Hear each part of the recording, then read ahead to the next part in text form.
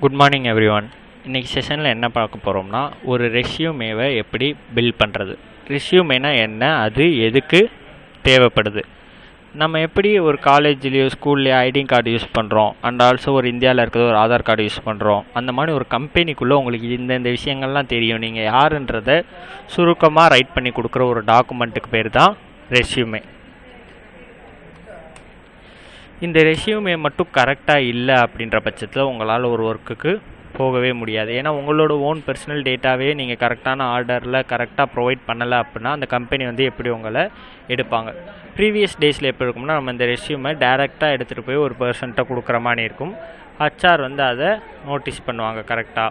இப்போ நான் இந்த கம்பெனியில் ஒர்க் பண்ணுறேன் அப்படின்னா, ஓகே, நான் இந்த கம்பெனிக்கு போகிறேன். ஸோ இந்த கம்பெனிக்கு போகையில் நான் டேரெக்டாக அஸ் அ பர்சனாக ஒரு ரெஸ்யூமை பில்ட் பண்ணி இதை கொண்டு போய் அவங்க கையில் கொடுப்பேன். அவங்க அதை ரீட் பண்ணிட்டு ஓகே எனக்கு இந்தந்த விஷயங்கள்லாம் தெரிஞ்சிருக்குன்னு சொல்லிட்டு எடுத்துப்பாங்க.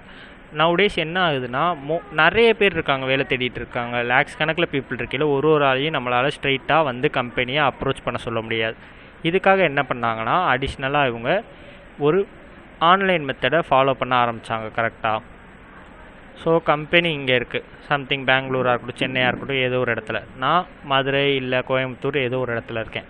என்னோடய ரெஸ்யூமை மட்டும் நான் எடுத்துகிட்டு போயிட்டு அவங்க கொடுத்துருக்க ஒரு லிங்க்கில் அப்ளை பண்ணுவேன். ஸோ இங்கேருந்து அவங்க இங்கே ஒரு ஃபில்டர் சிஸ்டம் மாதிரி வச்சுருக்க போகிறாங்க. என்னோடய ரெஸ்யூமில் எல்லா டீட்டெயிலும் கரெக்டாக இருக்கா, இந்த ரோலுக்கு இவன் கரெக்டாக இருப்பானான்னு சொல்லிட்டு ஒரு 1,00,000 பேர் அப்ளை பண்ணுறாங்க அப்படின்னா அதில் ஒரு 90,000 பீப்புளை அவங்க இதிலேயே ஃபில்ட்ரு பண்ணிடுவாங்க. அப்போ மீதி யார் இருக்கா, 10,000. அந்த 10,000 எப்படி இதை பாஸ் பண்ணுறாங்க, அந்த 10,000 பேர் மட்டும்தான் இன்டர்வியூக்கு நெக்ஸ்ட் ஸ்டெப்புக்கே மூவ் ஆவாங்க. ஜஸ்ட் இந்த ரெஸ்யூமை வச்சே ஒரு 90% ஆஃப் பீப்புளை அவங்களால ஃபில்ட்ரு பண்ணி எடுத்துட முடியும். இதனால் கம்பெனிஸ்க்கு ஒர்க் லோட் ரொம்பவே கம்மியாகும்.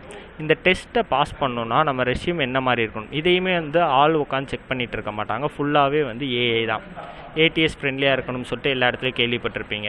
அது எனக்கு என்ன பண்ணிடும், ஆட்டோமேட்டிக்காக ஃபில்ட்ரு பண்ணிடும். எதை வச்சு, எனக்கு இந்த கம்பெனிலேருந்து ஒரு ஜாப் ரோல் கொடுப்பாங்க, இந்த ரோலுக்கு இந்தந்த குவாலிஃபிகேஷன்லாம் இருந்திருக்கணும் அப்படின்னு சொல்லிட்டு. இது எல்லாமே நம்மளோட இந்த ரெஸ்யூமில் இருக்குது அப்படின்னா நம்ம பாஸ், இல்லை அப்படின்னா நம்மளை ரிஜெக்ட் பண்ணிடும். இந்த ரெஸ்யூமை எப்படி நம்ம பில்ட் பண்ணுறது, பிகாஸ் அந்த 10% பாஸ் ஆகிற பீப்புள்ஸ்குள்ளே நம்ம இருந்தால் தான் ஃபஸ்ட்டு நம்ம ஆப்பர்ச்சுனிட்டி கிடைக்கணும். நம்மளுக்கு என்ன தெரியுன்றதை டிஸ்பிளே பண்ணுறதுக்கு ஒரு ஆப்பர்ச்சுனிட்டி கண்டிப்பாக நம்மளுக்கு தேவை. அதை க்ரியேட் பண்ணுறதுக்கு நம்மளோட ரெஸ்யூம் ரொம்பவே ஸ்ட்ராங்காக இருந்தால் மட்டும்தான் முடியும். இப்போ உங்கள் எல்லாருக்குமே தெரிஞ்சிருக்கும் ரெஸ்யூமே எதுக்கு ரொம்பவே இம்பார்ட்டண்ட் அப்படின்ற விஷயம். ஸோ இந்த ரெஸ்யூமேவை எப்படி கரெக்டாக பில்ட் பண்ணணும், அது என்ன ஸ்ட்ரக்சரில் இருக்கணும் அப்படின்றத பற்றி தான் இந்த கிளாஸில் ஃபுல் அண்ட் ஃபுல்லாக நம்ம பார்க்க போகிறோம்.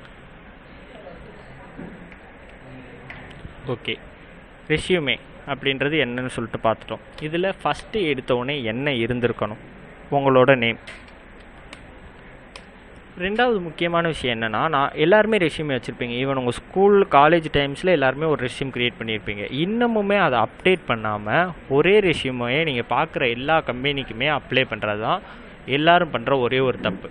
நீங்கள் ஒரு கம்பெனிக்கும் அந்த கம்பெனிக்கு ஏற்ற மாதிரி ரெஸ்யூம் ரெடி பண்ணணும். அவங்க ஒரு ஜாப் டிஸ்கிரிப்ஷன் அப்ளை பண்ணையிலே கொடுத்துருப்பாங்க. அந்த டிஸ்கிரிப்ஷனை எடுத்து அதுக்கேற்ற மாதிரி நம்ம ரெஸ்யூமை சேஞ்ச் பண்ணி அப்ளை பண்ணால் மட்டும்தான் நீங்கள் ஷார்ட் லிஸ்ட் ஆகிறதுக்கான வாய்ப்பு ஒரு 10% இருக்குது.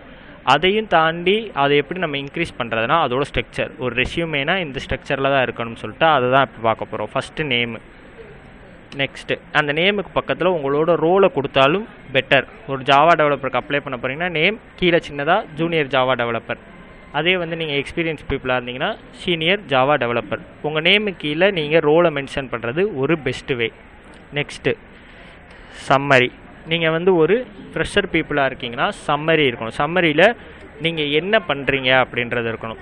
So motivated, enthusiastic. So enthusiastic Java developer, நான் ஒரு என்துஸ்டியாட்டிக் ஜாவா டெவலப்பர், இந்த டெக்னாலஜிஸில் ஒர்க் பண்ண ஆர்வமாக இருக்கேன், இந்த மாதிரி ஒரு சில ப்ராஜெக்ட் நான் ஓனாக பண்ணி வச்சுருக்கேன், எனக்கு இந்த விஷயங்கள்லாம் வரும் அப்படின்றது சம்மரி. குயிக்காக ஒரு 3 to 4 லைன்ஸ் தான் இருக்கணும். அதுக்கு மேலே பேராகிராஃபாக எடுத்துகிட்டு போகக்கூடாது. சம்மரி எப்போயுமே எப்படி இருக்கணும், ஒரு 3 to 4 லைன்ஸ் எனக்கு இருந்திருக்கணும்.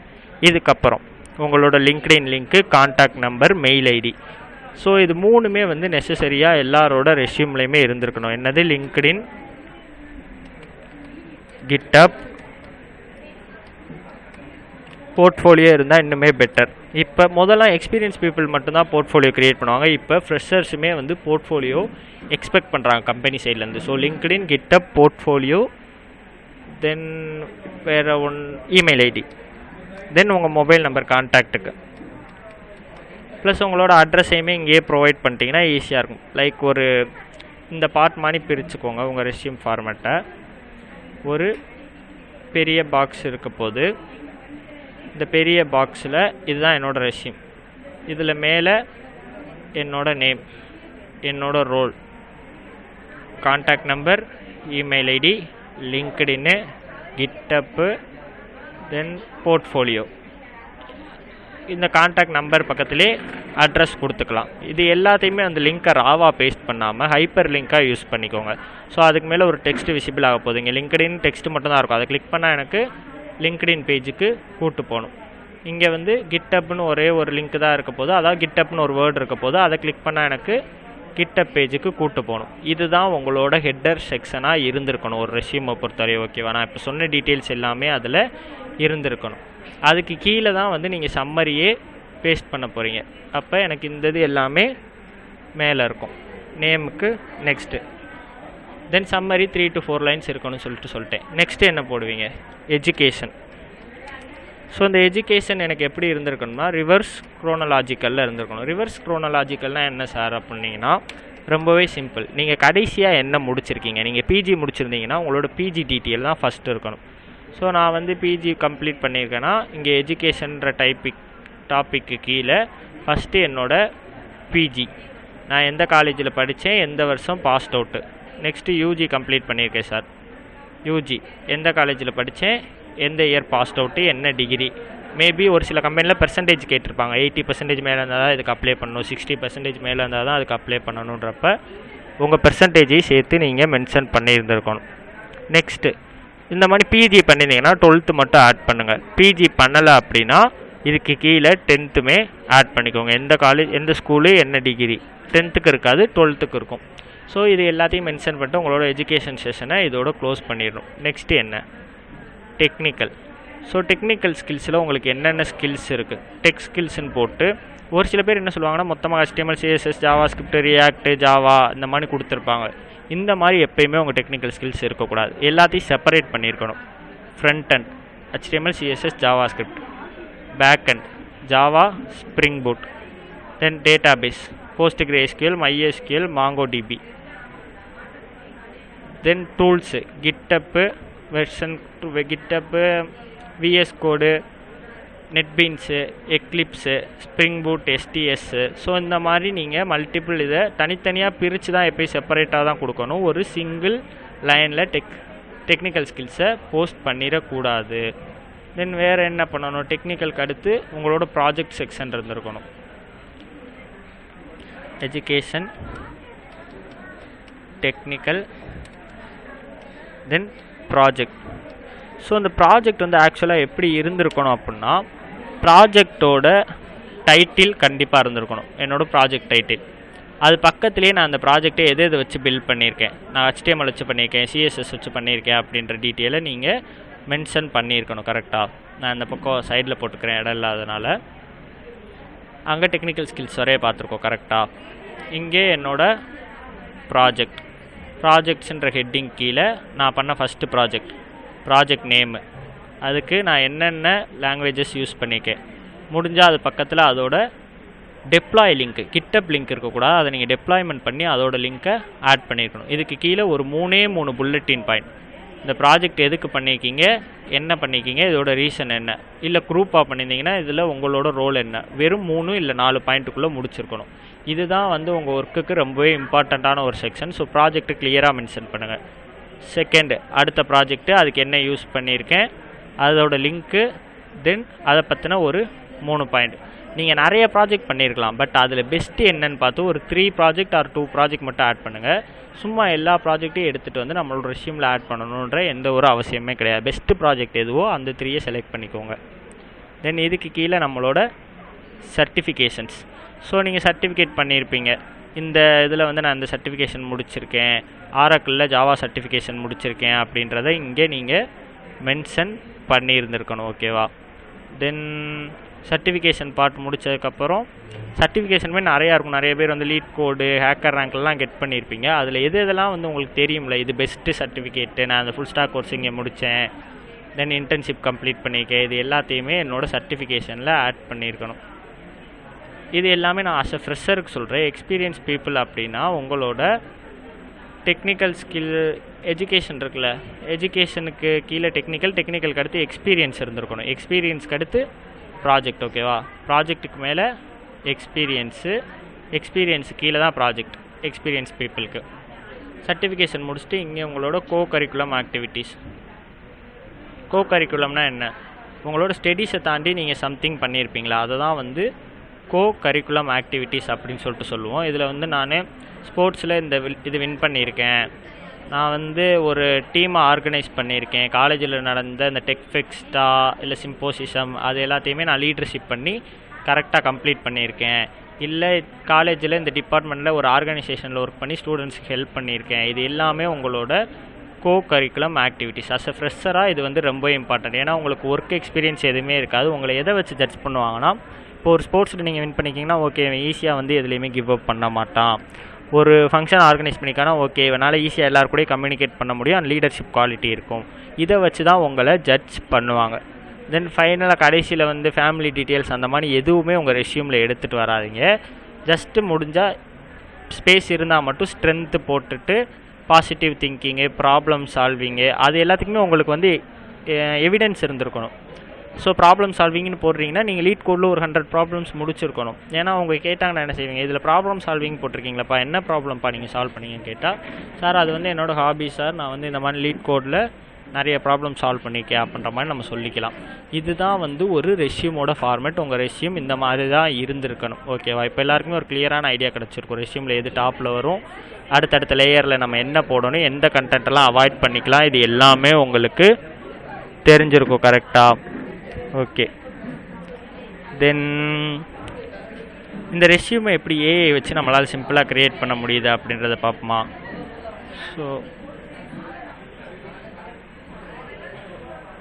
ஓகே, ரெஸ்யூமை ஏஐ வச்சு எப்படி க்ரியேட் பண்ணுறது? ஃபஸ்ட்டு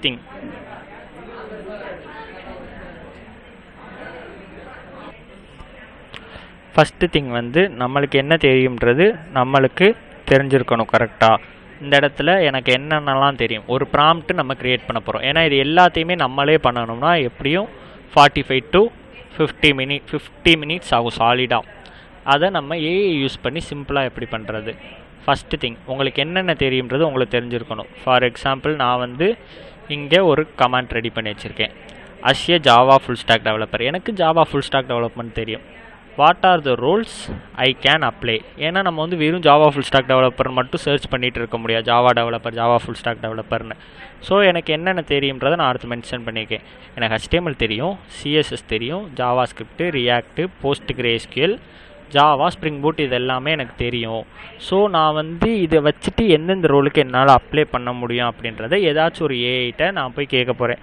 நான் வந்து இப்போதைக்கு என்னோட ChatGPTயை எடுத்துக்கிறேன், ஓகேவா? நியூ சாட்டில் போயிட்டு ஜஸ்ட்டு இந்த கமாண்டை பேஸ்ட் பண்ணுறேன், என்டர். எனக்கு already strong Java full stack skill இருக்குது. First role Java full stack developer, இந்த ரோல் எல்லாருக்குமே தெரிஞ்சிருக்கும். ஆனால் நிறைய பேர் என்ன பண்ணீங்க, ஃபுல் ஸ்டாக் டெவலப்பர் வந்து ஃப்ரண்ட் அண்ட் வந்து யூஸ் பண்ண மாட்டீங்க, ஓகேவா?